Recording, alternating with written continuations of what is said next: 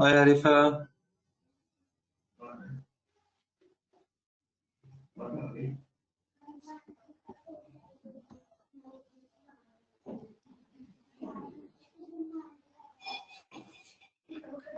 So we have Arifa, we have Ajay, and I guess others. Apur would be joining in few minutes.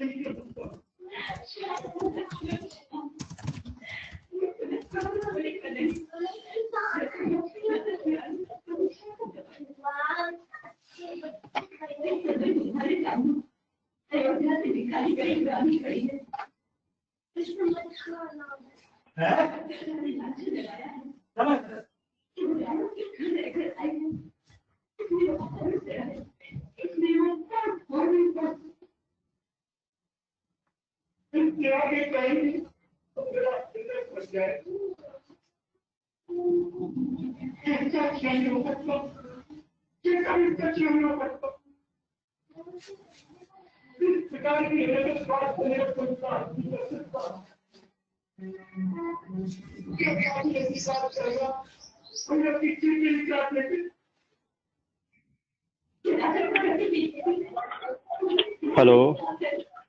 Yeah. Sir, I think we can start because we cannot wait for this 10 to 15 minutes every time. It's already so Yeah. too Right. late, and Right. those who have Absolutely. to join, they can join before 9. Now it is not something, it's totally unethical. We should also join Right. Right. 9 I p.m. agree. So, sir, you should start and Absolutely. continue, and because it's already too late, and we have to finish all these subjects topics Right. also. Absolutely. Absolutely.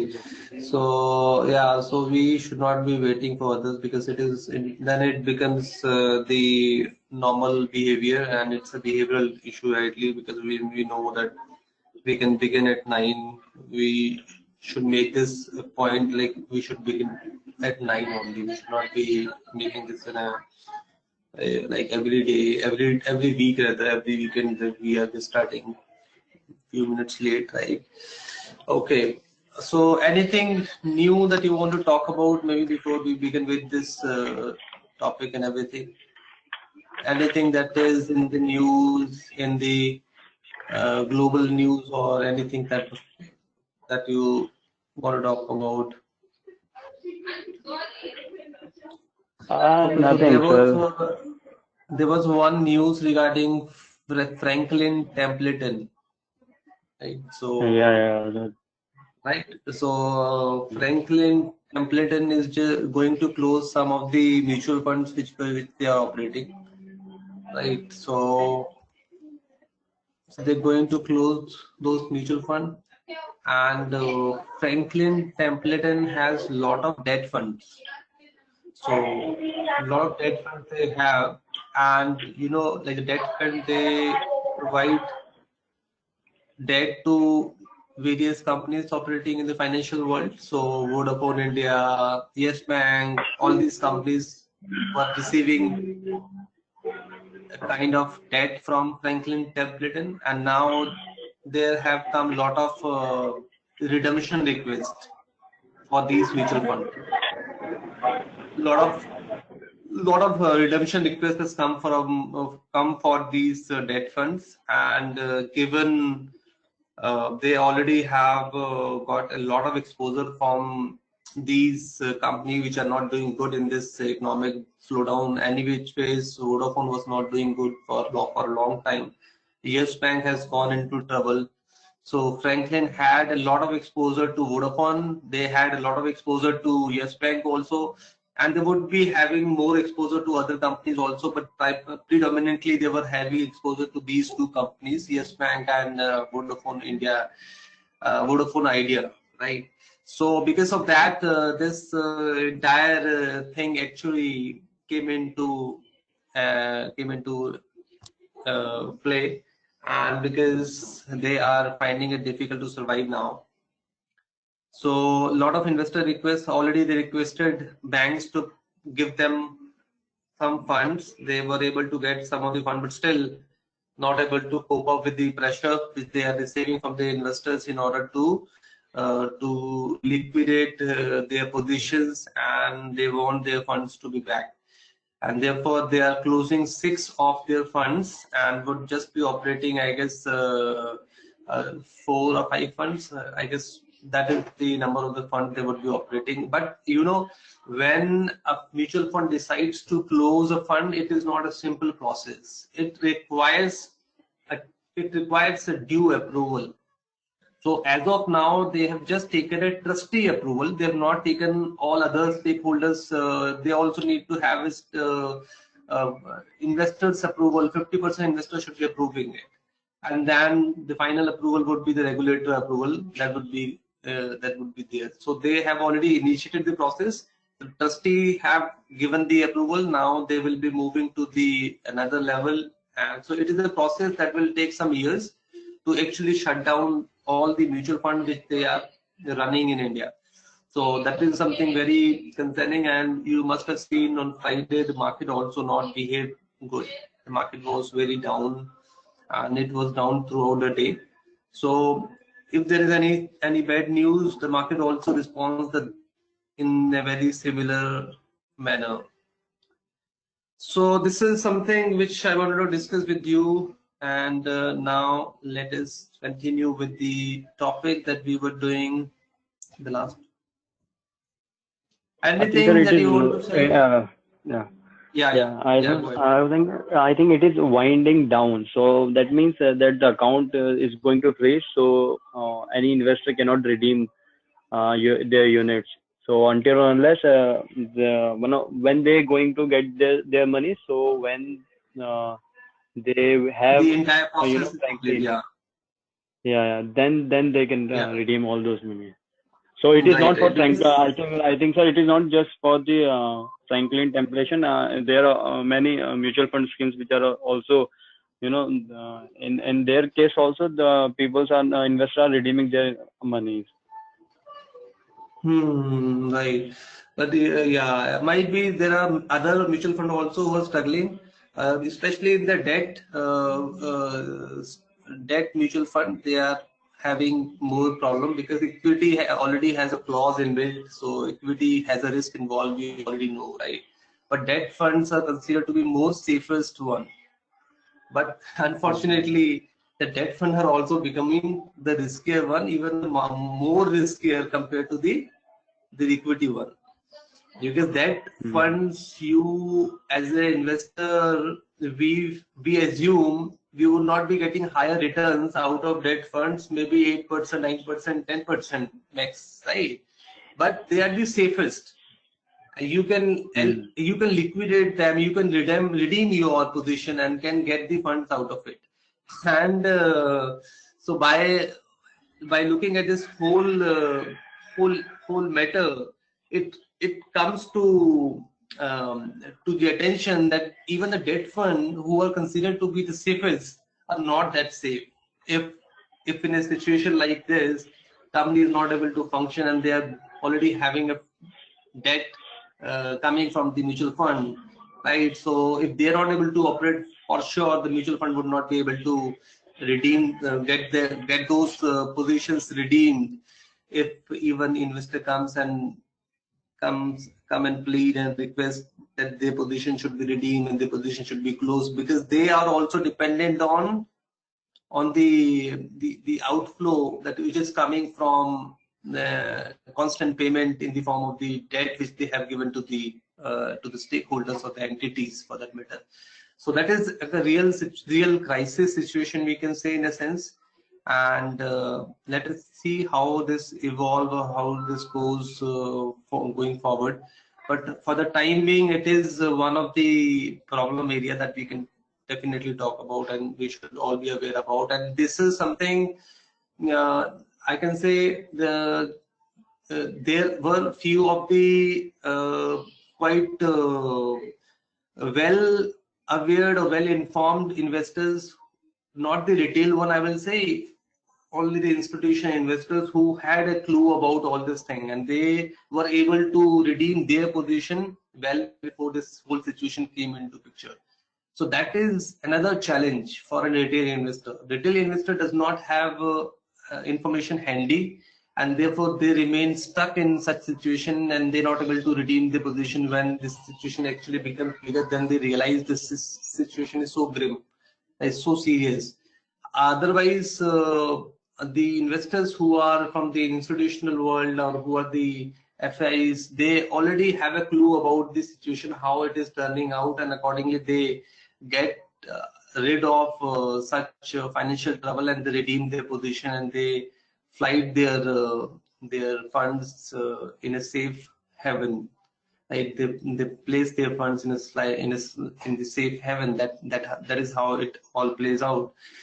But we can't help it. This is something.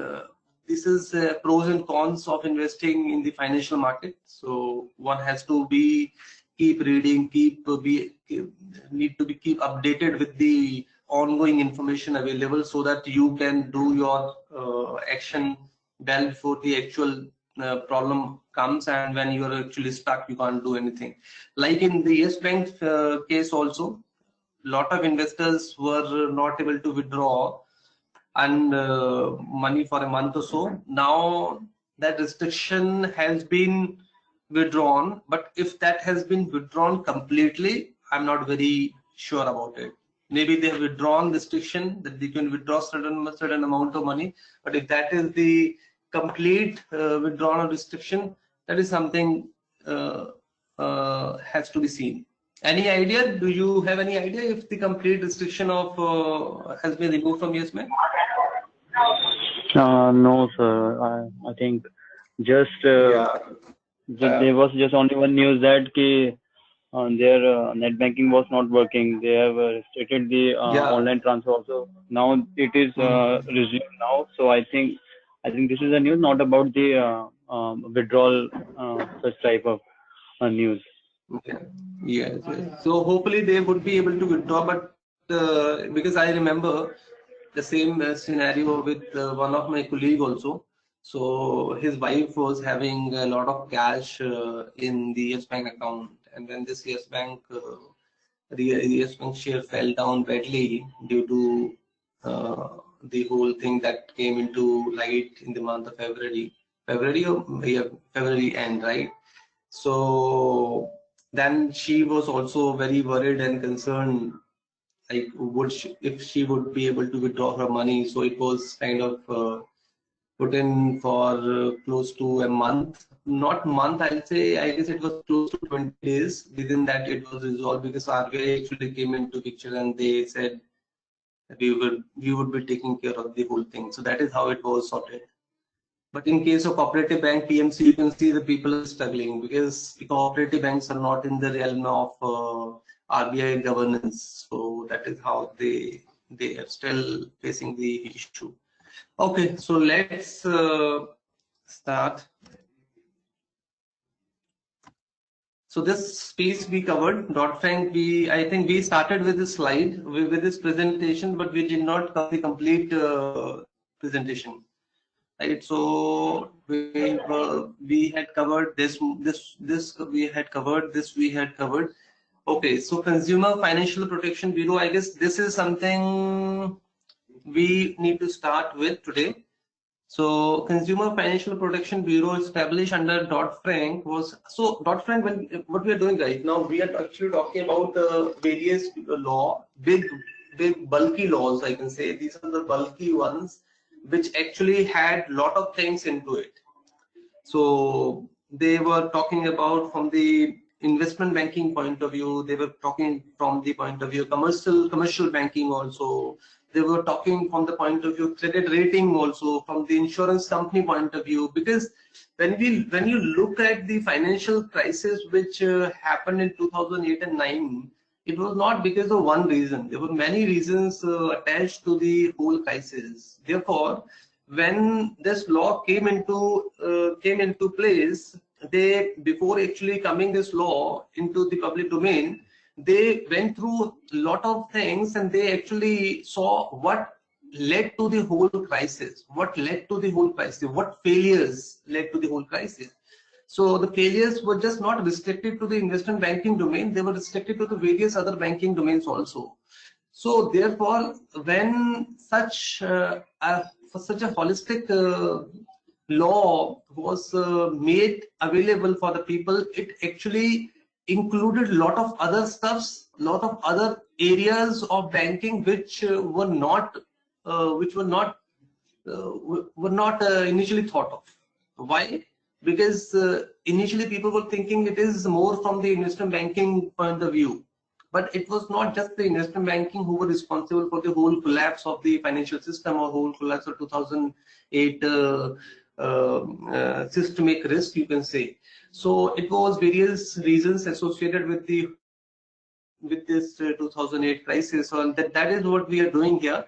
So if you look at it, this Consumer Financial Protection Bureau, what this is talking about here, Consumer Financial Protection Bureau, established under Dodd-Frank, was given the job of preventing the predatory mortgage lending, reflecting the widespread sentiment that the subprime mortgage market was the underlying cause of 2008 catastrophe, and make it easier for consumer to understand the terms of mortgage before agreeing to them. It deters mortgage brokers from earning higher commission for closing loans with higher fees and higher interest rates, and requires that mortgage originator not steer potential borrower to the loan that will result in the highest payment for the originator. So this was one of the protection bureau which was formed under the Dodd-Frank law, and the role of this consumer financial protection bureau was to ensure the mortgage lending which is done by the mortgage lenders are in line with the compliant policies and compliant procedures, and at the same time they supply enough information to the mortgage borrower, uh, with the aim they are aware about the pros and cons of the mortgage they are availing. If in case the default on the mortgage, what all repercussion they would be facing, and what all relief measures would be available if in case a difficult situation comes before them. So all this information should be supplied beforehand, so that mortgage borrower or the mortgage taker is very well aware about all the pros and cons of having a mortgage, and at the same time it was ensured from the point of view of the lender or the mortgage broker, that while they are thinking of giving a mortgage to a customer or investor, they need to ensure that they look at the credit rating of the investor or the customer, and based on the credit rating they make a proposal to the consumer. It is not that any consumer comes to the mortgage broker or the mortgage company and they offer them mortgage without looking at the credit worthiness of the customer, because at last, if the credit worthiness is not checked, which happened in case of subprime crisis also, so the same results can happen again. So this was checked here, and it was just not limited to the mortgage, it was also expanded to credit card and other kind of loans, which were personal loan also, excluding the automobile lender, because automobile lender, it is basically it's usually the loan is understandable because you are availing a facility, so there you will have to be given a loan, and so this automobile sector was excluded from this particular laws of the law, that was this particular thing which was added in Dodd-Frank law. So any question on this part before I move on? Anything that comes to your mind? Maybe you want to add something.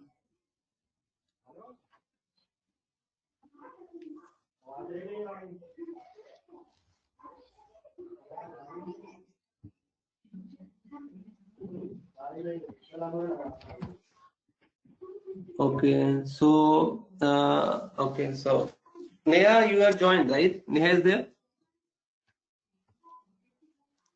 Yes, sir. Okay, fine. Okay, so Okay, fine. So now we are talking about the Volcker rule. What is Volcker rule? I guess we talked about some part of Volcker rule in the last class also. Now the Volcker rule is really very big. It's a lot. It has a lot of information into it. So we'll go through the relevant information. And so what the Volcker rule talks about? Volcker rule basically says banks should not be involved into speculative trading. Bank should not be using customers' money. Bank should be using its own money, and they should be segregating customers' money from the bank's money. There should be a proper segregation in bank's money and the customer's money. So when I say customer's money in a form of the deposit that the customer is making in the commercial bank, right? So that money should not be used for bank's own purpose. Bank's own purpose, for bank's own vested interest.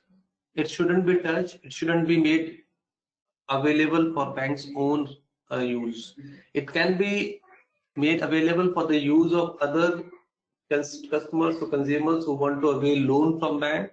So that way the money would be used not for the bank's own purpose. That may be the speculative trading,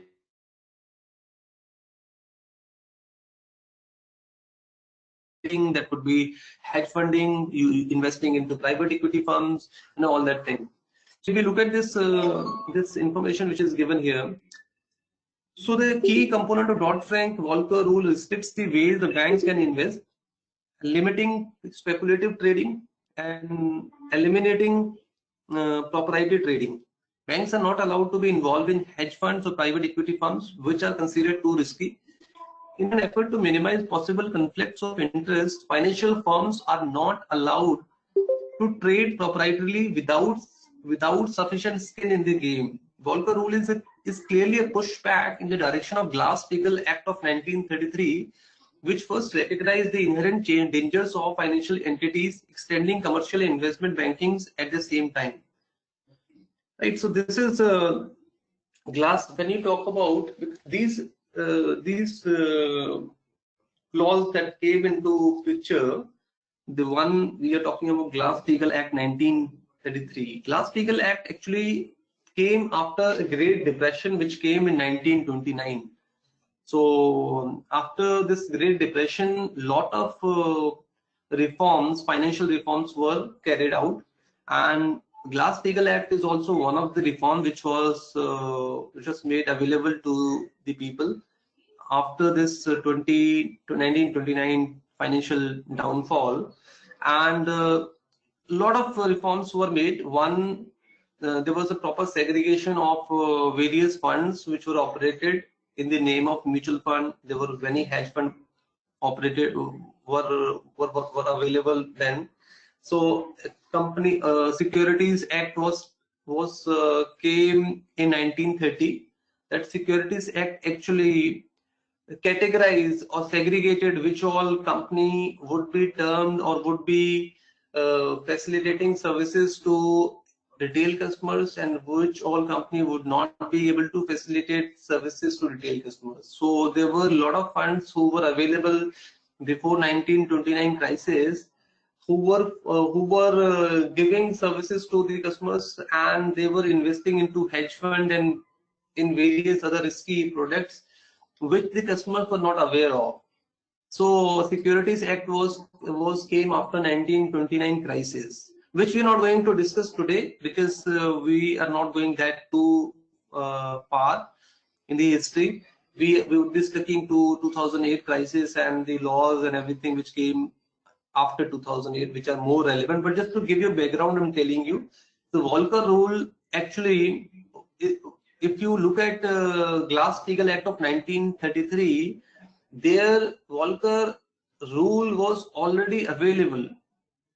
There the Volcker rule. So if you look at the Volcker rule underline or the outline elements or outline things under the Volcker rule. So we understand the Volcker rule actually tell that you need to segregate bank's money with the customer money. You're not supposed to use the bank customers' money for speculative trading, for using that money into the hedge funds or private equity firms. So that is what the Volcker Rule talks about. Similarly, the Glass-Steagall Act of 1933 talked about the same thing.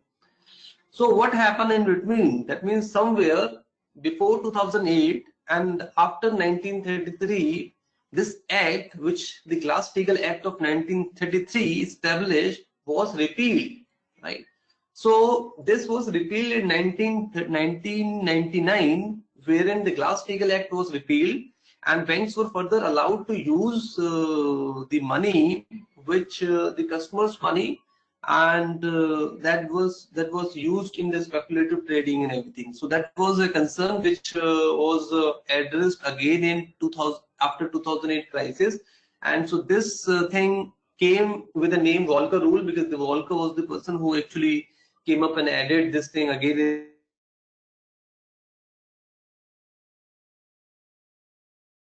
in the 2000 in Dodd-Frank rule, that you are not, entities or banks are not allowed to use the bank's money, not allowed to use the customer money by the bank at any cost. So this is kind of a repeat of the history. This is a kind of a repeat of the rule, of the clause, of the legislation which was passed before in the history also. So it was again inbuilt in the law that was formed in 2008 and 9, after 2008 and 9 crisis.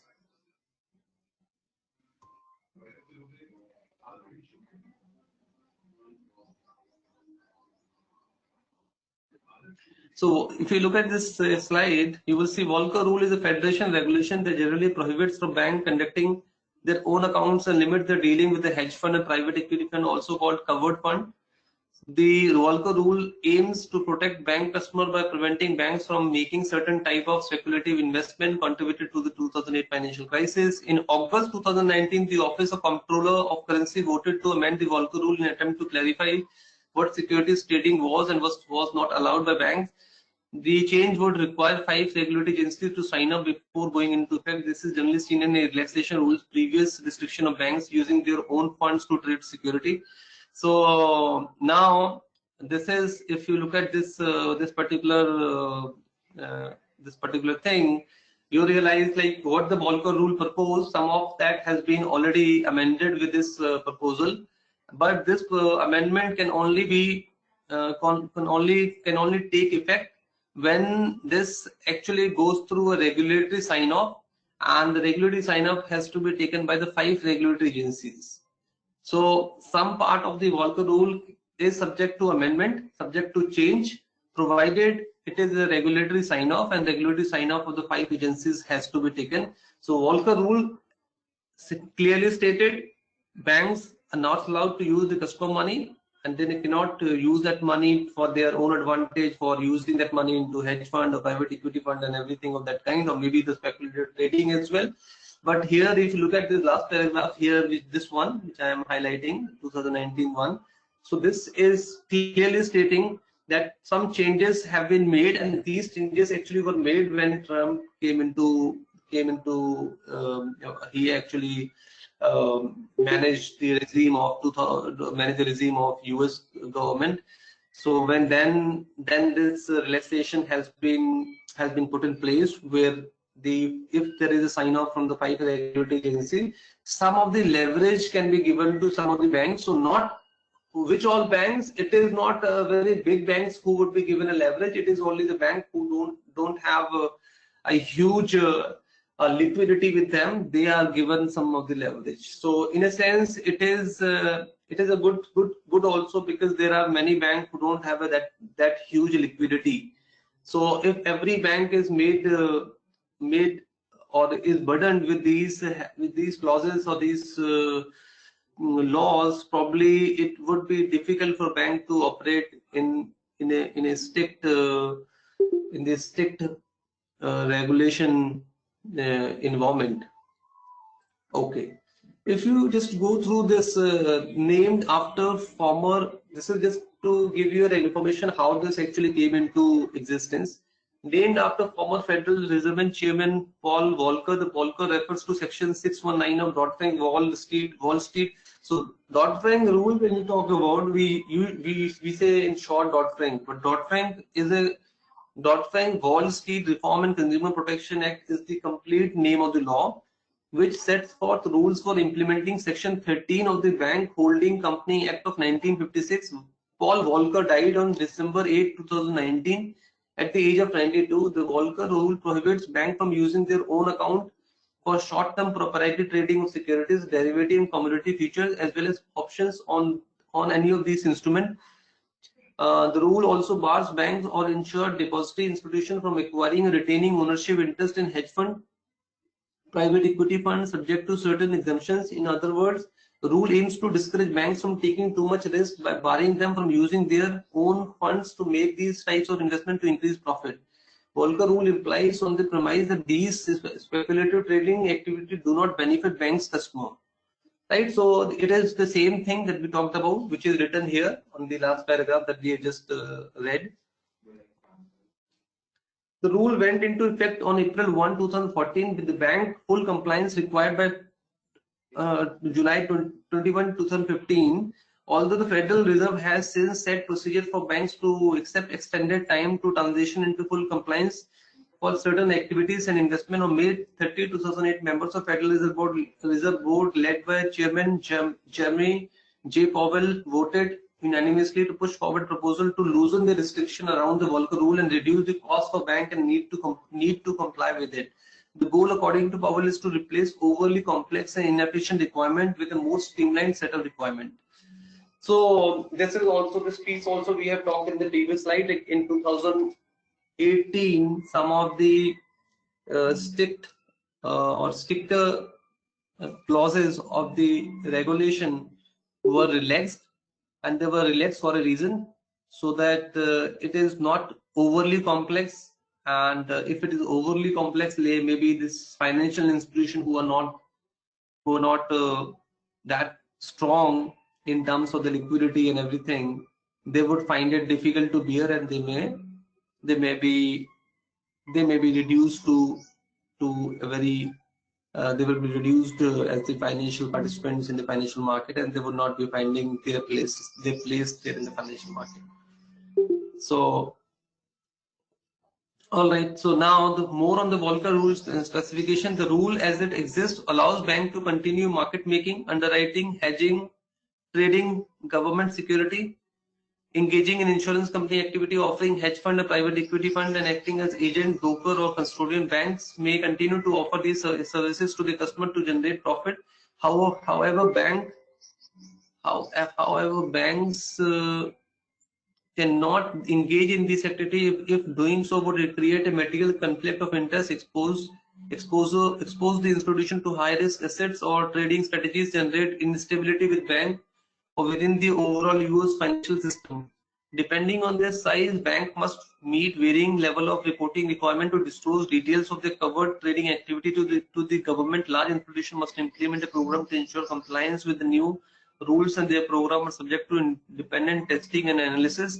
Smaller institutions are subject to lesser compliance and reporting requirements. Right. So again, it is now talking about more of the reporting requirement which bank has to abide by with this Volcker rule, and with the Dodd-Frank rule, if bank are using customers' money or not, so that can be clearly seen, and the financial statement and financial documentation of the banks has to be presented to the regulators to ensure like everything is in line with the proposed regulation and nothing is being violated and nothing is against the set and proposed rules.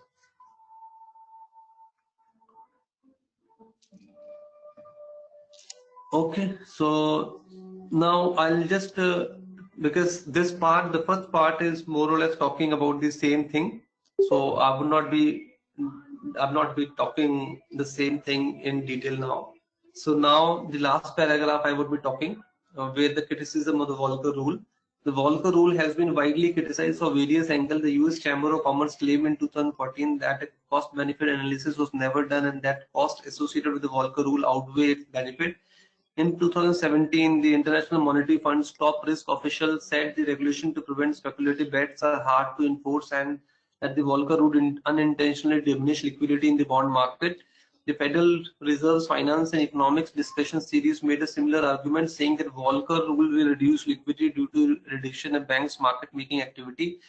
Furthermore, in October 2017, a Reuters report revealed that the European Union had scrapped a draft law that many characterize as Europe's answer to the Volcker rule, citing no foreseeable agreement in sight. Meanwhile, several reports have cited lighter than expected impact on the revenues of big banks in years following the rule's enactment, although ongoing developments and rule implementation could affect future operations.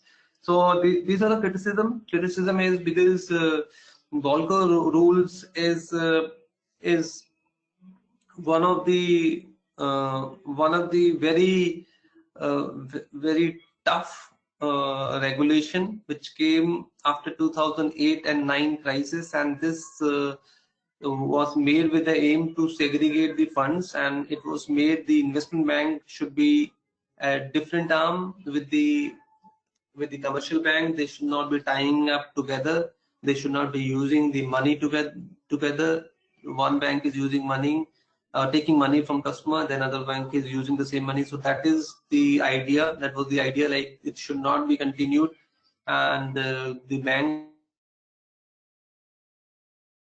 uh, trading, speculative trading activity, which can actually harm the interest of their customers at large. So this was the whole idea, which was criticized because banks were not able to meet the liquidity and they were not able to do the market making activity. They were also struggling in the bond market. They were not able to help their institutional customers, and they're not able to help in corporate financing and all other stuff, because if they don't have a liquidity, all other things will definitely struggle or definitely suffer. So that way it was one of the law which really crippled some of the financial institution in one sense or the other, you could say, because they were not having enough liquidity to do various other activity which an investment bank does. So this is why this was widely criticized when in 2014, and also over the years it was criticized like it is really very tough law, uh, difficult to handle and all that. But it was relaxed in 2018 with some of the norms were relaxed by an approval of the regulatory bodies. So that is what we have discussed here on this slide. Any question, guys? Anything that comes to your mind before I move on to the slide? That's the last. It's the last slide for Volcker rule. Then we would be having a couple of more slides, I guess. Yeah. So Volcker rule is, this is the last slide on Volcker rule.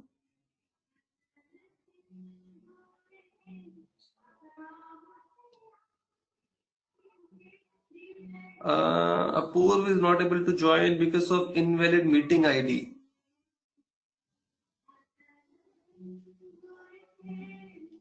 Okay.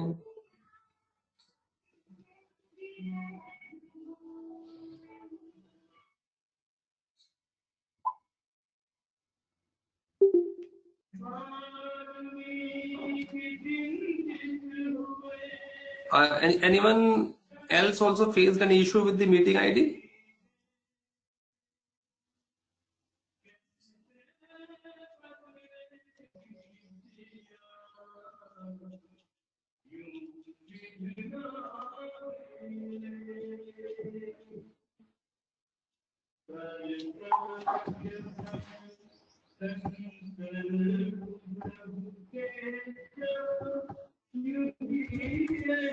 Apurv has arrived. Okay, Apurv, I guess he has joined. Maybe he was not using his ID.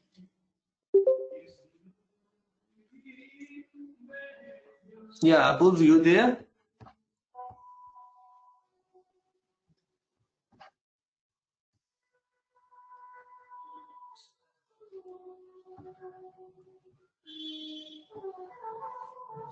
Okay, okay. So fine. So this is the last slide on the Volcker rule. So as we discussed, Volcker Okay, Ajay has mentioned what is the skin. What is skin the game? Skin in the game means wherein you can say wherein you yourself are involved into the whole thing. When your own thing is at stake, when your own skin at stake, that is called skin in the game. Hope it is clear, right? Okay. All right. Okay. Okay.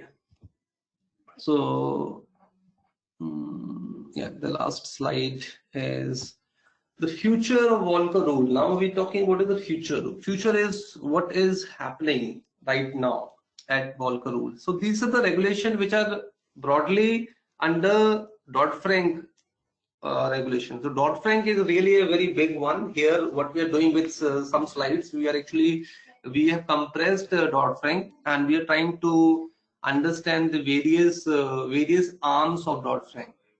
So Dodd-Frank in reality, I'll tell you, if I tell you the how long Dodd-Frank, the entire Dodd-Frank rule and everything was, this covered more than 2,000 pages when it actually presented. It has a lot of detail and it covered 2,000 pages in total. So it has very finer details about various laws and everything, but here we cannot do 2,000 pages for sure. So we have just compressed the information which is available in the Dodd-Frank rule, and we are just covering the important pieces which are really important in terms of everyone's knowledge.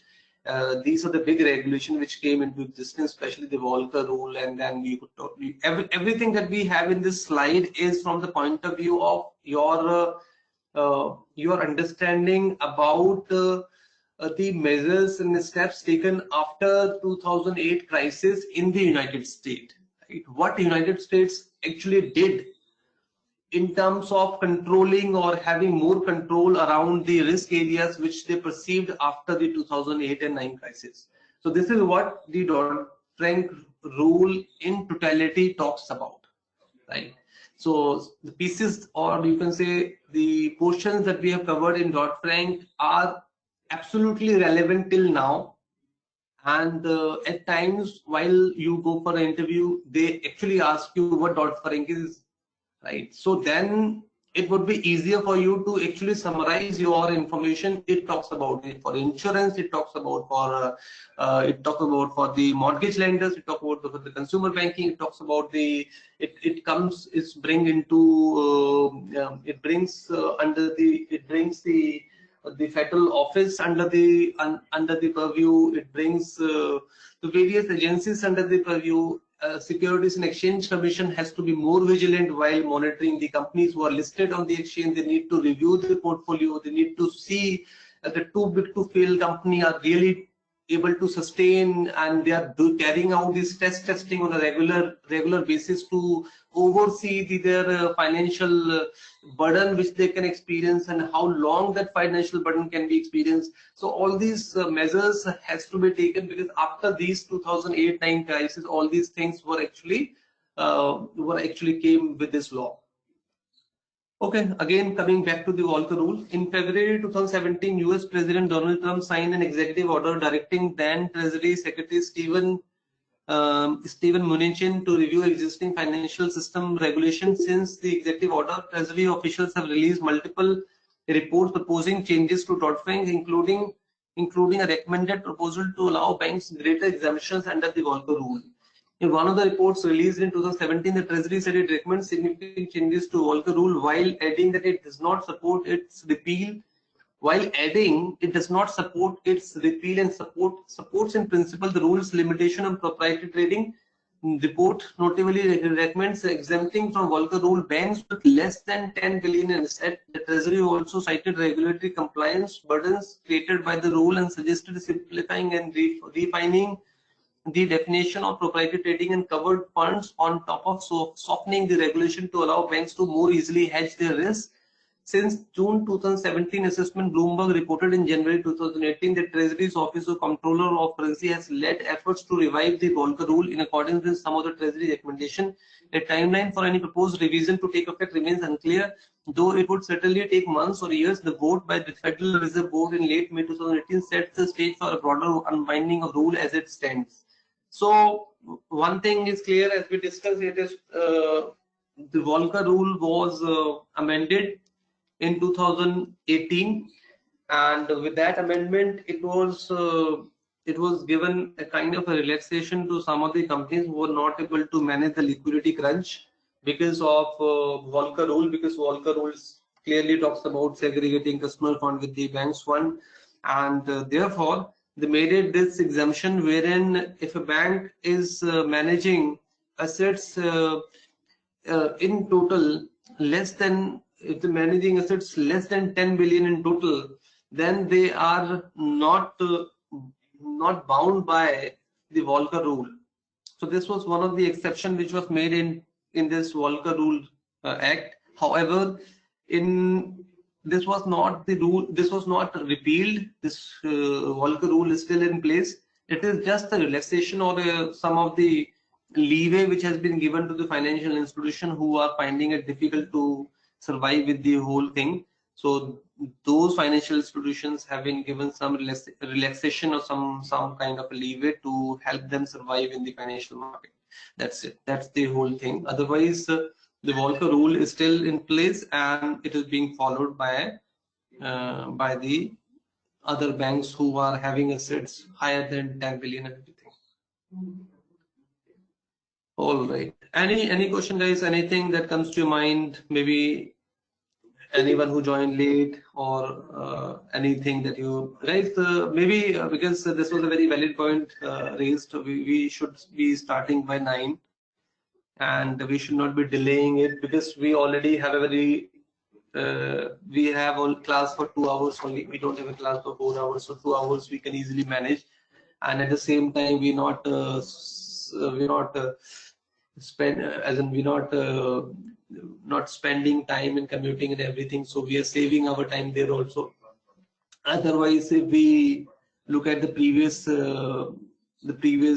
months wherein you were commuting also, you were spending time there also, and in the class also, it was a long day for you guys. But now it is really compressed in a sense. You just need to take out 2 hours, but you need to be compliant to those 2 hours. So at least you should be there by 9. 5 is okay. I can understand, like a few minutes here and there is fine, but not very late. It goes for everyone. And the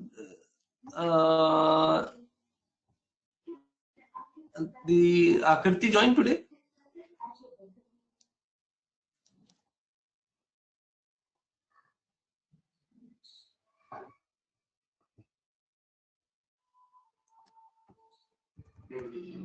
Okay, so all right. So to training, so Akriti, how's your training going? Is going fine, or is it happening on every weekend, or is it just that was a one-off case?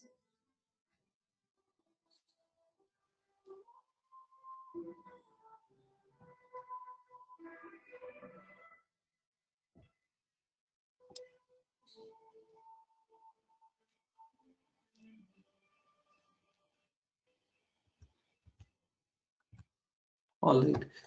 All right. So let us move on to next slide now.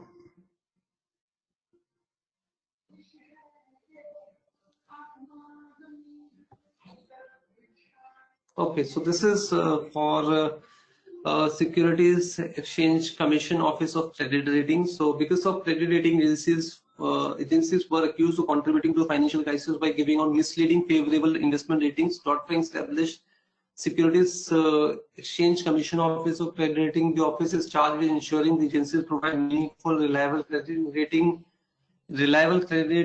of the businesses, municipalities, and other entities they evaluate. So this is again, this was one of the desks, or you can say one of the office which was made under Dodd-Frank, and the aim of this office was to establish how the credit ratings are given to the various entities in the financial market. If the ratings given to the financial players is really uh, in line with established norms, or it is some some biases or some favors are given on those fronts.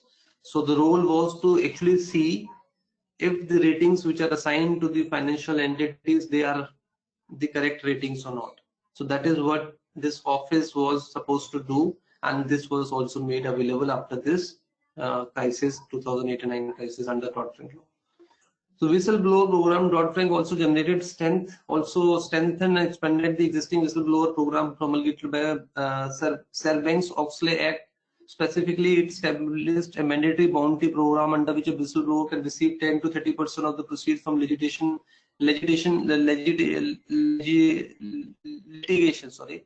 proceed from litigation settlement, broadened the scope of a covered employee by including employees of company subsidiaries, affiliates, extended the statute of limitation under which a whistleblower can bring forward a claim against the employer from 90 to 30 days after violation is discovered. So this was again one of the clause which was made available in the in the Dodd-Frank law, wherein if there is a whistleblower, there is anyone in the company who unravels some unethical practices followed by the bank, and if those are revealed and those are highlighted, then it can be rewarded, it would be appreciated. So this is also one of the things. So let's come to the next one, that is Sarbanes-Oxley Act of 2008. Sarbanes-Oxley Act of 2002 is a law that US Congress passed on July 30 of that year to help protect investors from fraudulent financial reporting by corporation, also known as Ox Act of 2002 and the Corporate Responsibility Act of 2002. It mandated strict reforms to existing securities regulation and imposed tough new penalties on law breakers. So if we look at this law, this basically covers your accountant, auditor, corporate officer, right? And because when you talk about a company, the company in any company for that matter, accountant and auditors, they really play a very significant role to have an internal monitoring system, or to have a robust internal monitoring system. So they are the one who actually have more insight about the financial activity of a company. So if they do not push their own company, if they do not pull their own company to make their act proper or in line with the set regulation, then probably they're not doing the job properly. So that's the understanding. So that was spelled out in this law also. If the internal auditors or accountant are not doing the job properly, then they would be penalized, and stricter penalties were prescribed under this law. And this actually came with this, if you look at this particular starting paragraph, Sarbanes-Oxley Act of 2002 came in response to the financial scandals in the early 2000s involving publicly traded companies such as Enron Corporation, Tyco International PLC, and WorldCom. The high-profile fraud shook investors' confidence in the trustworthiness of corporate financial statement and led many to demand an overhaul of decades-old regulatory standards. So because of these companies hiding information, not disclosing the real information, so they were able to manipulate information, which actually led to investor setback, which led to investor depleting of the investor confidence in the whole system. And therefore this law actually was made out, and this was established. With this law, people or the company, especially accountant, auditor, and the corporate office bearer, if they hide information, if they do not do a proper reporting, and if there is no proper record keeping also, then they can feel the heat. They will have a severe repercussion for them, and they would be dealt according. So this law is basically talking about the same thing. Rules, if we look at the last paragraph, understanding the rules in enforcement of policy outline is Severance Oxley Act of 2002 amended, supplemented existing law dealing with the security regulation, including the Securities Exchange Act of 1934 and other laws enforced by Securities and Exchange Commission. The new law set out reforms and addition in four principles. The corporate responsibility, increased criminal punishment, accounting regulation, new protection. The major provisions of this law is a complex and lengthy piece of legislation. Three of its key provisions are commonly referred to by the section this. So under this section, there's the same thing that we have covered in the previous slide I mentioned. So this is also one of the law which was made available under Dodd-Frank. Okay. So then coming to another slide, so criticism to Dodd-Frank, Wall Street and consumer protection. This I guess we have done. Let me just see if there is something new information. Proponent to Dodd-Frank believe the act would prevent the economy from experiencing crisis that of 2008 and protect consumer from many of the abuses that contributed to the crisis. Detractors, however, have argued that the act could harm the competitiveness of US firms relative to their foreign counterparts. In particular, they contend that its regulatory compliance requirement unduly burden community banks and smaller financial institutions, despite the fact they played no role in causing the financial crisis. Such financial world notables as former Treasury Secretary Larry Summers, Blackstone Group LP CEO Stephen Swedman, Activities Charles this, JP Morgan this, JP Dimon also argue that while each institution is undoubtedly safer due to the capital constraints imposed by Dodd-Frank, constraints also make for a more illiquid market overall. The lack of liquidity can be especially potent in the bond market, where all securities are not marked to market and many bonds lack a constant supply of buyer and supplier.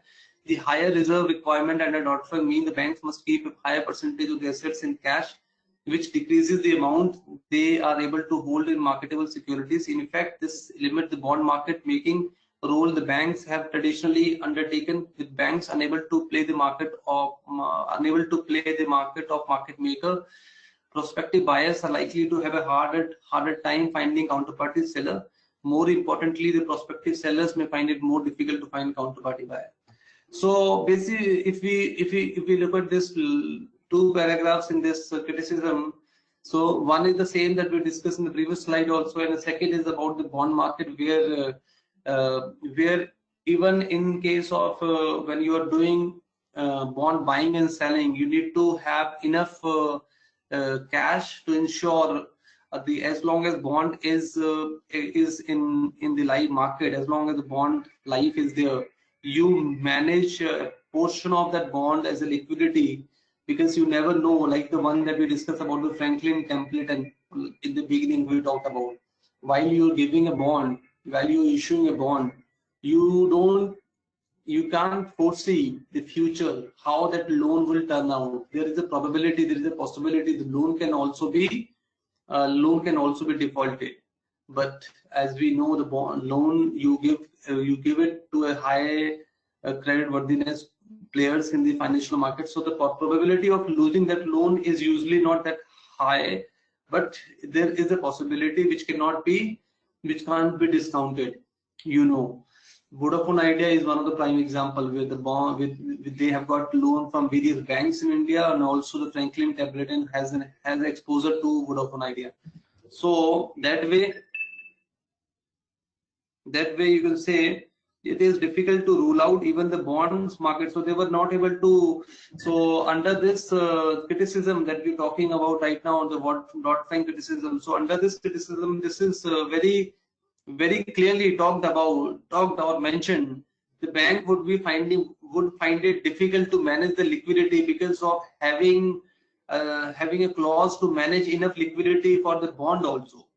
So that is why it was very strongly criticized by many of the CEOs or many of the other financial institution heads and all other players, especially the ones who were managing smaller financial institutions. They were they were talking more about this law because they were finding it difficult to manage in the after the 2008 and 9 crisis. For them, it was really challenging.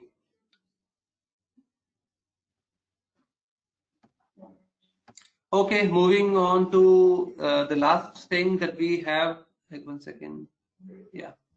So this is sliding with critics. US Congress passed a bill in 2018 called the Economic Growth, Regulatory Relief and Consumer Protection Act, which rolls back significant portion of Dodd-Frank Act. It was signed into law by the President Trump on May 24, 2018.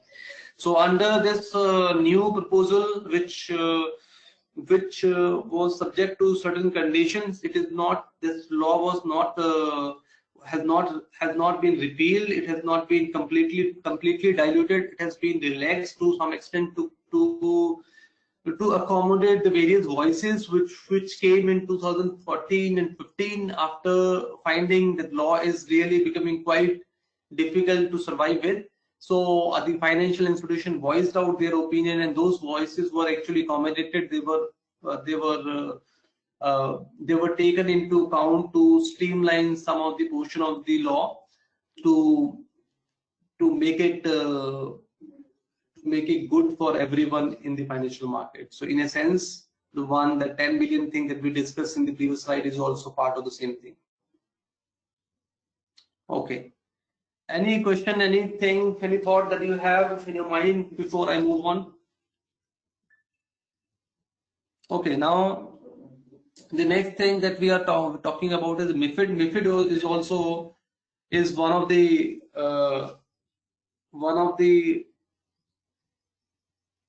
directive, or you can say one of the regulation that came in Europe. And MiFID and MiFIR, there are two things. MiFIR is basically a regulation and MiFID is a directive. So MiFID stands for Market in Financial Instruments Directive. MiFID stands for Market in Financial Instrument Directive, and MiFIR stands for Market in Financial Instruments Regulation. So this is what we're going to talk about now here, and we are just going to talk about MiFID 2. We're not going to talk about MiFID 1 because MiFID 1 was is quite old now. It came in 2004, and MiFID 1 actually talked about just to give you a background what MiFID talked about. MiFID 1 talked about. MiFID 1 majorly talked about the equity segment of the financial market, and MiFID 2 talked about and it outlined the various other asset class of the financial market. Apart from the various other asset class, they also talked about the investor confidence, how the investor confidence will be built, best execution, front running. So would be best execution is basically called while the trade is executed, so it should be best in the market. So that is what was also talked in MiFID. So we would be covering this in this MiFID law right now.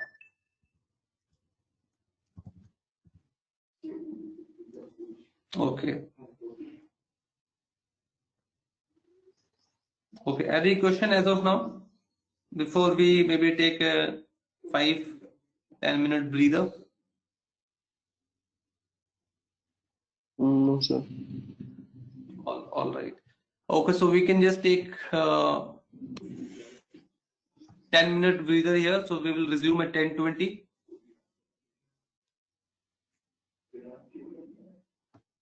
Okay, perfect. Okay.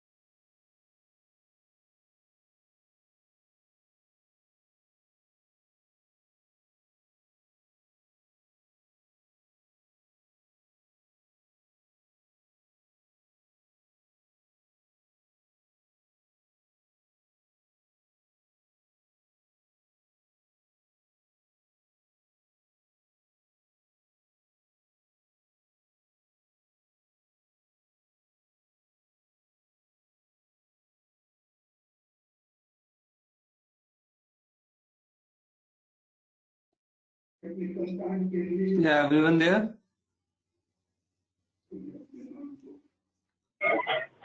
Yes, sir. All right, great. So, what about others? Yes, sir. Okay, okay. Yeah, is there, right? Okay. All right. So, guys, so now today I'll wrap it up. We need to complete this presentation, and from tomorrow onward, we would be doing about the risk. So we will be covering operational risk, market risk, and liquidity risk and all other risk areas, right? So we would be having. So in this, I guess one. Let me just check how many slides we've got. So we will be having only 5-6 slides left here, so we can easily be able to do them in half an hour for sure. And then tomorrow onward, the risk part will be started. All right. So, okay. So now coming to another widely talked about regulation, like the Dodd-Frank. When we look at Dodd-Frank, Dodd-Frank is more from the perspective of United States. Similarly, MiFID is from the perspective of European Union, right? So that is the main difference. And MiFID is also as massive as Dodd-Frank is, and it also has a lot of things into it. It talks about a lot of things into it. So we have compressed, and we would just be talking about the important things which are there. So for sure, if you go through the whole list of things which are there in the MiFID, then probably it would be difficult to cover even in a week's time, because MiFID are usually also is also read by lawyers and the legal fraternity, because they also need to be very well versed with the regulation if in case there is any dispute or any uh, claim or any objection arises due to uh, MiFID regulation between any of the entities or at any level, then the lawyers actually play a very key, a pivotal role in sorting out those laws in the court of that jurisdiction or that geography.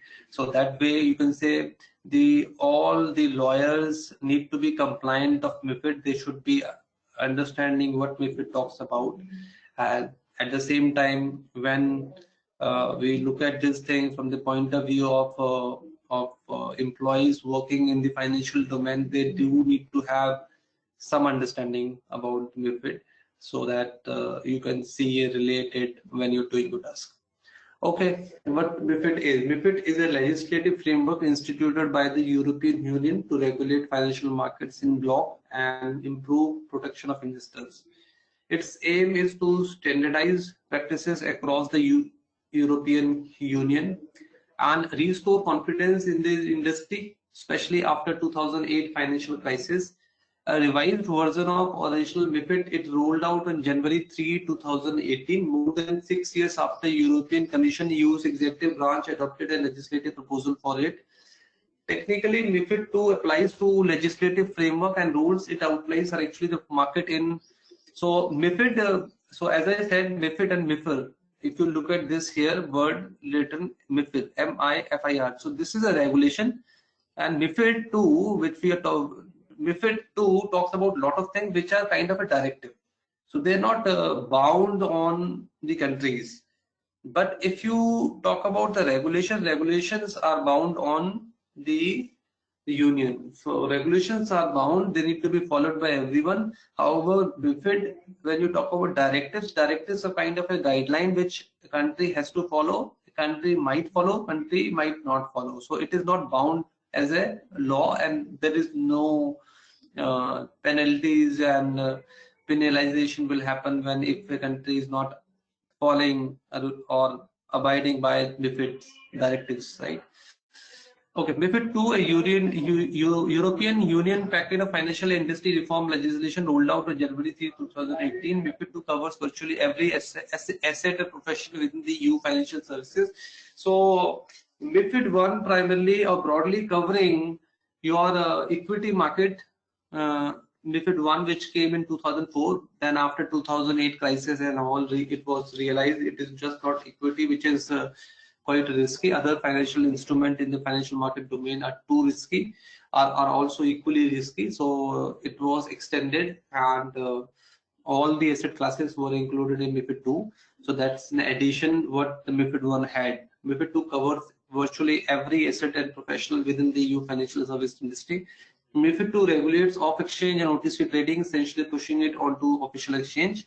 So MiFID II, what MiFID II is saying, MiFID II just not only regulating your exchange, but they are also regulating your off-exchange trading, which is OTC trading, you can say, in other words. So they are pushing OTC trading on the exchange platform that we discussed in other classes called central clearing parties. So they want to have CCPs for OTC trading, OTC trades, and they want their OTC trade should be going through CCP instead of having having unorganized market, which is gray market, which is not transparent and clear like what is happening in that market. So this is one of the MiFID regulation, MiFID directive rather. Increasing transparency of cost and improving record keeping of transactions are among MiFID II's key regulation. Increasing cost, transparency of cost and improving record keeping. So again, reporting and all that we're talking about here. The original markets in financial instrument directive went into effect in November 2007. The onset of subsequent global financial crisis exposed some weakness in its provision. It focused too narrowly on stocks, ignoring fixed income vehicles, derivative currency, and other assets, as we discussed. So this actually came into existence in 2004. The MiFID I. This one is about MiFID I. This, however, it went into effect in November 7. That is what is the point here. And while it was looked at narrowly, what it was when it was looked very deeply and thoughtfully, it was realized that it was not covering a lot of other asset classes which were also having equal degree of risk and equal degree of danger to the financial sector or financial market. So which were all other instruments? It was fixed income instruments, derivative currency, other assets, and did not address dealing with funds or products outside EU. And also the MiFID I did not talk about how they would be dealing or addressing the risk wherein the EU counterpart or EU party or entity is dealing with any other party which is based out of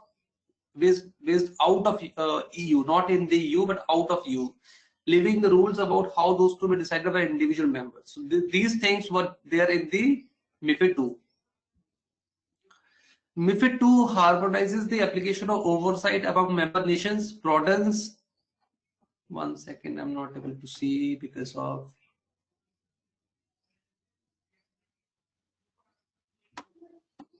Okay, so MiFID II harmonizes the application of oversight among member nations, broadens the scope of regulation. In particular, it imposes more reporting requirements and tests in order to increase transparency, reduce the use of dark pools, private exchange, financial exchange that allow investors to trade without revealing their identities, and over-the-counter OTC trading. Under the new rules, the trading volume of stock and dark pool is limited to 8% over 12 months. The new regulation also target high-frequency trading.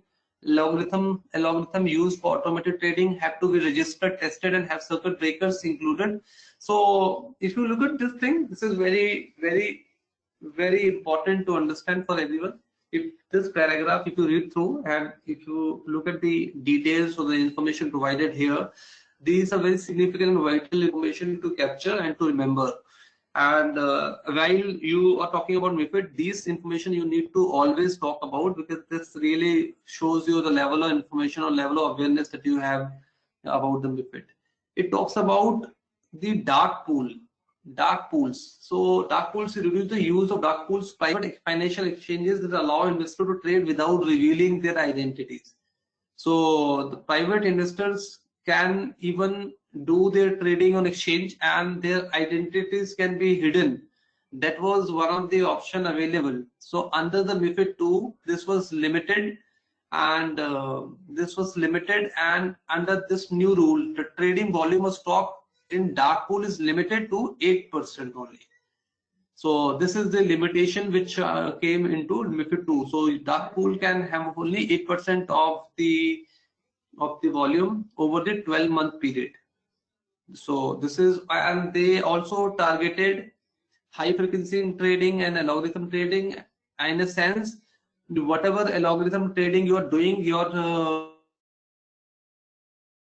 codes and the quant which is being prepared by the quant analyst, those quants should be tested, they should be registered, and there should be proper circuit breakers to include, so that the trading is actually monitored properly. So that is all is there. Then going forward,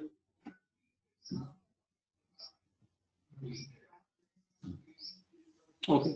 Preparation for MiFID 2 cost firms an estimated total of 2.1 billion according to a report explained by Boston Consulting Group Company and IHS Market. MiFID 2 extend the scope of requirement under MiFID 2 from financial instrument, equities, commodities, debt instrument, futures, options, exchange traded funds, currencies, all fall under its purview. If a product is available in a EU nation, it is covered by MiFID 2, even if say the trader wishing to buy it is located outside the EU. So anything which is traded in European Union, you can simply say that covers that is being covered by MiFID 2. And no matter what kind of the product we talk about, all the product actually fall under the purview of MiFID 2. And at the same time, even the trader, if they want to buy something sitting outside EU and want to buy a product which is based out of EU, then they are also fall under the purview of MiFID 2.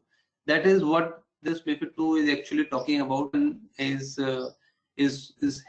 having in it. So while the MiFID 1, it was not having all this information. So MiFID 2 in a sense is more rigorous, more robust, more strong, and it primarily or broadly covers all the areas or all the risk areas which were seen after 2008 and 9 crisis, and therefore it was made so exhaustive and so detailed and so extensive that it primarily covers all the risk area which can be thought of by the agencies or the eminent people doing were part of those agencies and the financial market. Who does MiFID 2 affect? MiFID 2 not only covers virtually all aspects of financial market and trading, but also covers virtually all financial professions. So this is also important to remember. It covers all financial products. So it is equity, commodity, debt, futures, option, exchange, traded funds, currency, everything comes under the MiFID 2. At the same time, it also covers all the professionals who are under the financial market within the EU. So your bankers, traders, fund managers, exchange officials, brokers, and their firms all have to abide by its regulation. So do the institutional and retail investors.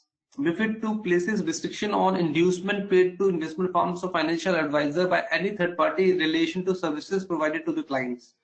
Banks and brokerages will no longer be able to charge for research and transaction in a single bundle, force a clearer sense of cost of each. So this is also important to remember. Banks and brokerages will no longer be able to charge for brokerage houses.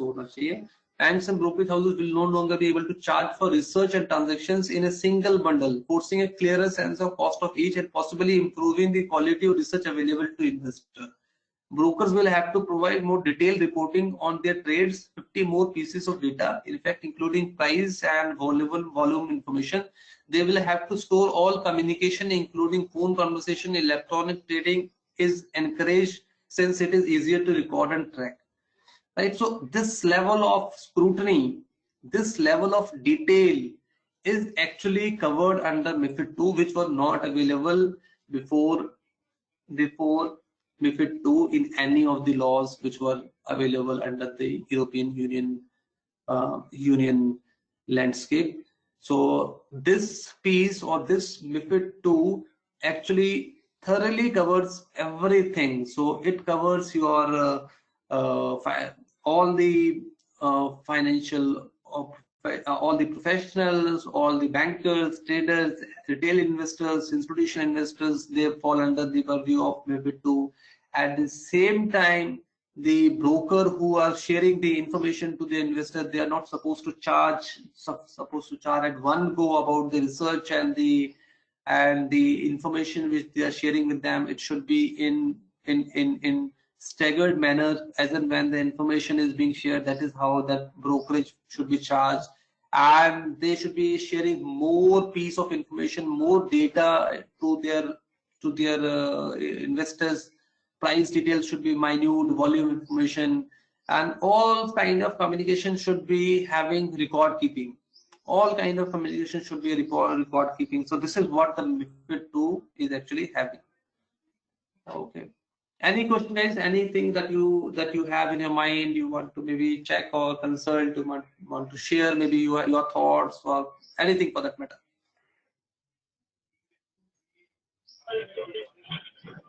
Sir, can you go back one slide previous? Previous one? Okay, 1 second. One more. Yes, this one. The key, you see the key takeaway, third point. MiFID II regulates off exchanges and OTC trading. So, what is difference between off exchanges and OTC trading? Okay, very good. So off exchange is, you can say, all the products which are like which are not governed by exchange in a sense. You can say insurance companies, you can say your mutual fund houses, all other things which are not actually going through exchange, which is actually not available on exchange. So every product you can need, not only OTC. OTC is the one which is not on exchange, you know, right? And apart from the OTC, which is also not touched by exchange, that should also be on the exchange. So you can say all the insurance products and everything should also be part of this MiFID II. So literally, you can say, you can think of anything which is related to financial market that has to be under the purview of under the MiFID II. That is basically the idea. This of exchange, you can say. So okay, sir, clear. Yeah. All right. Any guys, anything else? Anyone? Maybe any point? Anything which you want to? Maybe your thoughts. You have your thoughts. You any point? Anything? Or shall I move on? Okay. Okay. Okay, so this piece, I guess we also covered. Okay, I guess this is just in the US context. FATCA, that is the full short form, and the full form is Foreign Account Tax Compliance Act. Foreign Account Tax Compliance Act is a tax law that compels US citizens at home and abroad to file annual reports on any foreign account holding. FATCA was endorsed in 2010 as part of Hire Act to promote transparency in global financial service sector.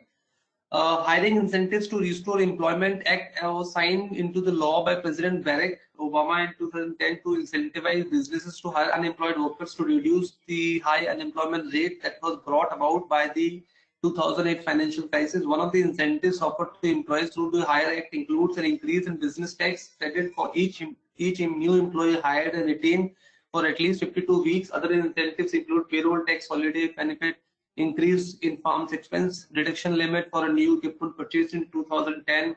To fund the cost of these incentives, the Congress included revenue generating provision in the Hire Act through FATCA. The fact provision require all US taxpayers to report yearly all assets held outside of the country. By taxing these foreign held assets, US increases its revenue stream, which has put forward its incentive account for job stimulation. Penalties are imposed on US residents who do not report their foreign account holdings and assets that exceed $50,000 in value in any given year.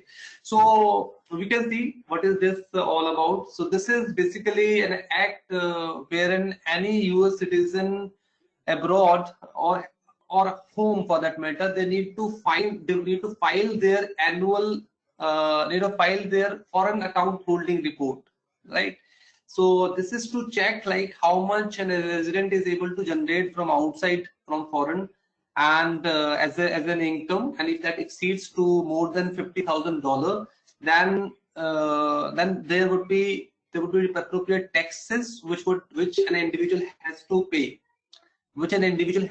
So that is what this covers. And there was so this amount which was being generated as a tax was actually used under the Hire Act. This was to promote or it was a kind of an incentivizing those companies who were hiring. So this tax which was coming due to FATCA, due to foreign account which the US resident were holding, that was used to promote the employment opportunity that came into effect in 2010 by President Barack Obama. So it was just to monitor if the US residents who are how they're earning from the overseas earning, and they are actually filing tax to be in compliance with the FATCA regulation. Non-US foreign institution and non-financial foreign entities. 1 second, let me just.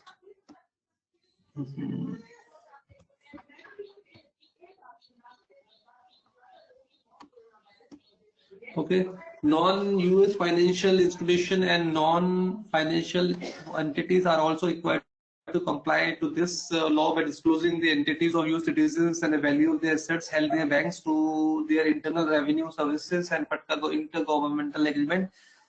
FFIs that do not comply with the IRLs will not only be excluded from the US market, will also have the 30% of the amount of any withhold payment deducted and withheld from them as a tax penalty. Withholdable payment in this instance refer to income generated from US financial assets held by these banks and include interest, dividend, remuneration, wages, salaries, compensation, periodic profit.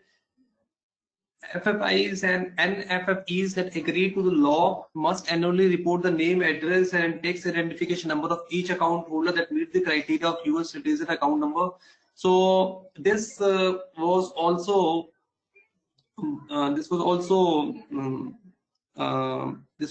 for the banks and the non-financial institution entities. They were also supposed to share the information of the US resident. Even the companies which were not having, in a sense, you can say the company which were having US citizen with them or giving employment them, who were giving employment to US citizen, if they were able to generate some income from those non-financial foreign entities, they were also supposed to disclose their information, how many employees of foreign origin they have or US citizen they have, which are actually having income from those entities, so that those information can actually be compared and can be reconciled with the FATCA, as in what the employees are reporting and what the institutions are reporting. So that should be in line and it can be verified. So every US resident, be at home or abroad, has to file the FATCA reporting. So they need to file the account holding and everything with the US government. Similarly, you can say the non-financial foreign entities who are employing US resident, they also need to disclose the information of a US resident to the US government, mentioning the name, address, tax identification number, and everything of the account holder that meets the criteria of US citizens, so that it can be reconciled. It is a more of a reconciliation for the US government if something come to notice for the US government, which is more of a suspicion, more of something which is hidden in a sense, which is not coming through the citizen itself, then this kind of a reporting which is done by the non-financial foreign entities can also be leveraged to make out who are actually not sharing the appropriate information with the US government, right? So that is the idea here. Okay, although the price to pay for not complying with FATCA is high, compliance costs are also high. TD Bank, Barclays, and Credit Suisse reportedly spent millions of dollars in fighting this law, given that they faced a compliance cost of about 100 million. Large banks like HSBC, Commerce Bank, Deutsche Bank, following the enactment of law, either limited the service offered to the Americans or completely stopped services to US investors to mitigate the high compliance costs. So as we can see, there is a compliance penalty if there is a compliance violation. If these banks are not complying with the regulation or not detailing or sharing the detail of the US resident who are having account with the financial institution, and then there could be heavy fines and penalties on these institutions. FATCA seeks to eliminate the tax evasion. So, what is the idea? Idea is to avoid the tax. This is the whole idea about the FATCA. So, FATCA seeks to eliminate tax evasion by American individuals and businesses that are investing, operating, earning taxable income abroad. While it is not illegal to control an offshore account, it is not illegal to control offshore account. Failure to disclose the account is considered illegal since the US taxes all income and assets of citizens on global scale. So this is the whole objective. So any US resident who is earning income from outside sources, those incomes should be disclosed to the US authorities. And if financial institutions fail to do that, then there are heavy fines for not complying with the said regulation. So this is what the FATCA is all about, just for your information, so that you are aware about these regulation. And I'm sure when you would be doing your job, you would be coming across these kind of regulation, these kind of information for sure. Okay, now last thing that we have to cover before we wind up. Now this is the last thing, last piece. I guess part of it we also covered in the previous classes, so it is more of a repetitive here. I guess we covered the part of it in some other classes also. EMI regulation. EMI regulation is also for the European countries only. What this regulation is basically talking about, it is broadly talking about three things, and it is mainly for the OTC products, mainly for the OTC derivative product. So EMI regulation EMI stands for European Market Infrastructure Regulation. In a quest to be more transparent and reduce risk, has introduced new obligation for derivative trading companies. These obligations include EMI reporting of all derivative contracts, mandatory centralized clearing of standardized OTC derivative, risk mitigation techniques for non-centrally cleared derivative, and enhanced collateral requirement. So what it is talking about, it is mainly talking about the OTC derivative thing, and it is saying, one, they need to be centralizing or standardizing OTC derivative. It should be there should be proper risk mitigation technique for non-centrally cleared derivatives. So as we know in MiFID also this is said, the products or derivatives OTC one should go on the CCP environment rather than the rather than being the OTC over the counter. It should go on the CCP like environment. So therefore it should be standardized. If you say standardized, that means it should be centrally cleared, because when you say OTC will become standardized, that means it has to go to the CCP platform. It has to be centrally cleared like the exchange thing. And at the same time, if something which cannot be cleared centrally, then it has to meet more collateral requirement. It has to have more collateral, which is why if you look at this thing written here, enhanced collateral requirement is written. So non-clear derivative which are not getting cleared through exchange would require to have enhanced collateral requirements. So this is something which has been talked about here in EMI regulation. European market infrastructure regulation is organized around three pillars: risk mitigation technique, non-cleared. For non-cleared, it is risk mitigation. EMI regulation introduced the following risk mitigation technique to reduce the operational risk of bilateral, non-centrally cleared OTC derivative transaction. Timely confirmation. Counterparty must document the agreement to all the terms of the contract. Daily valuation. Counterparty must evaluate the contracts on daily basis using a mark-to-market method. Whereas this method cannot be used, mark-to-model approach must be applied and method must be calibrated and validated. So all these things are there. This is for, remember one thing important to remember here. This is just talking about, or this is just talking for OTC derivative. It is not talking about any other asset class, not fixed income, nothing else. It is just talking for OTC derivative only, right? So one, it should be standardized. If it is not standardized, then there should be enough risk mitigation methods to mitigate them, and more reporting should be there for the products which are OTC cleared, non-centrally cleared. They need to be more. They should be having strong reporting requirement that is there. Timely confirmation, that means the timely confirmation of document wherever the agreement comes, that should be confirmed timely, on a timely manner. Daily valuation, counterparty must evaluate the contract, and mark-to-market method should be used for the valuation of the trade which they are having with each entity that's given there. Portfolio reconciliation should be there, and at the same time dispute resolution should be there. If there's a dispute coming, that should be there. Portfolio comparison, when counterparties have at a given time at least 500 trade outstanding between them, the counterparty must assess whether comparison of number of trade is appropriate, that is to achieve a risk exposure. So if there are if there is an outstanding trade of 500, so they need to probably see if they can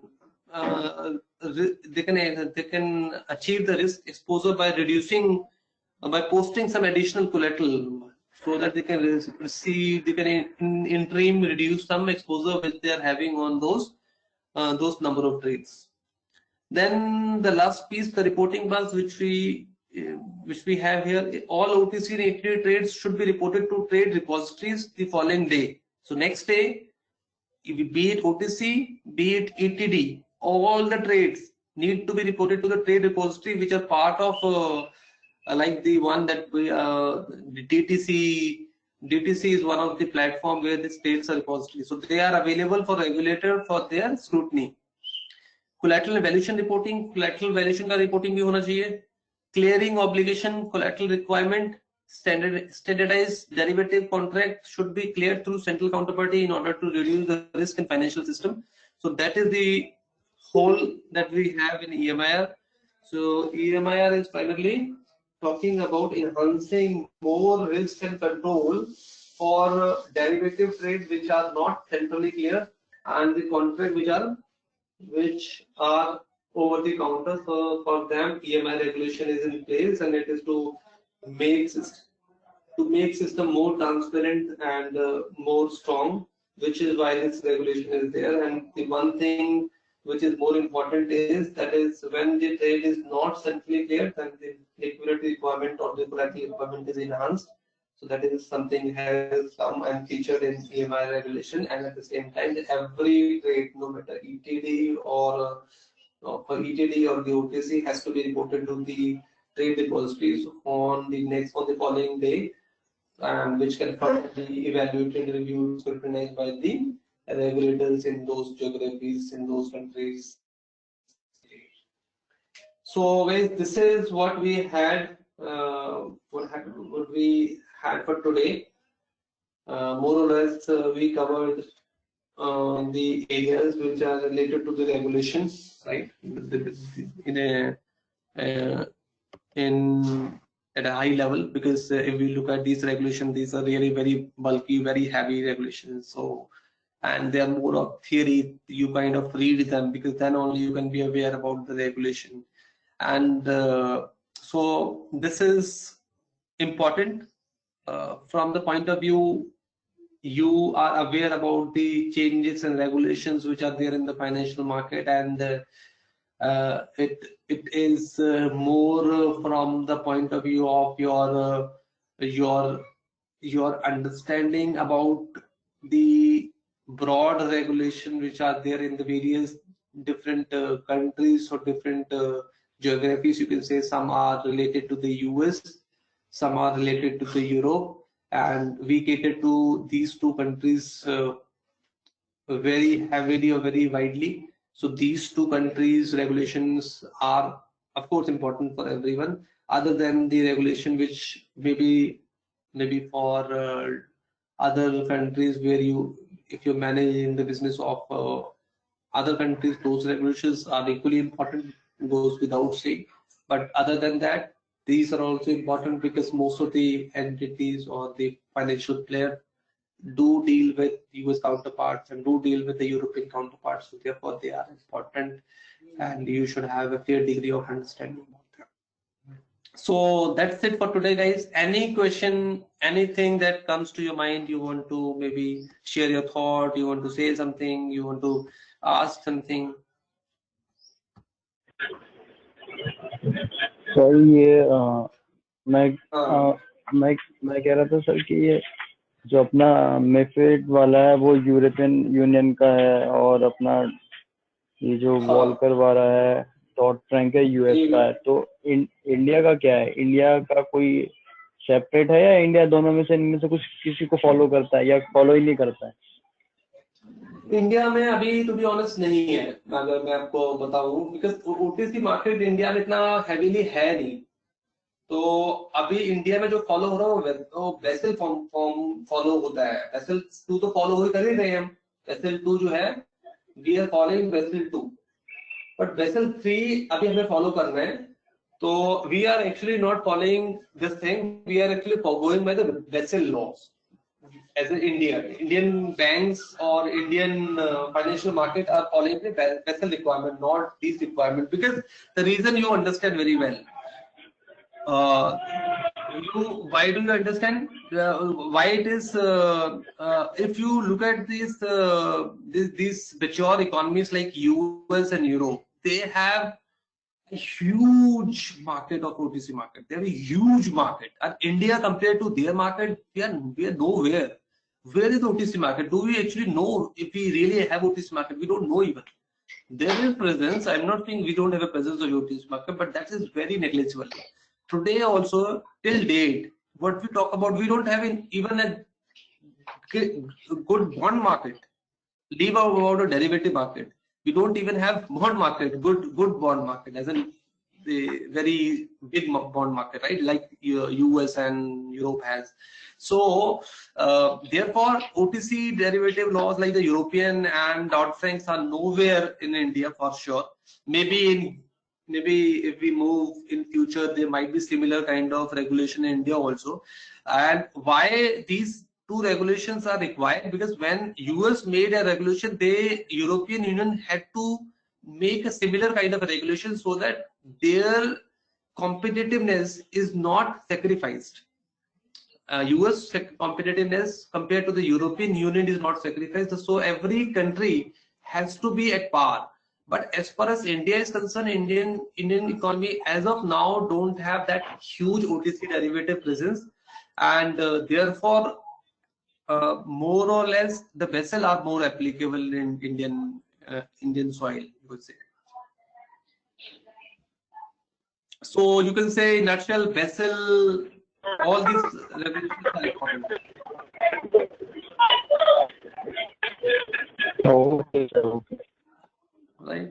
All right. So yeah, I'll share. Arifa said, please share the slides with you with us. Okay, I'll share. No problem. Yeah, Neha said, sir, Fatka is only, yeah, it is for US. Fatka is more for the US. It is for the US citizens only. So it is for the US. Right. So guys, any more question before we close for today?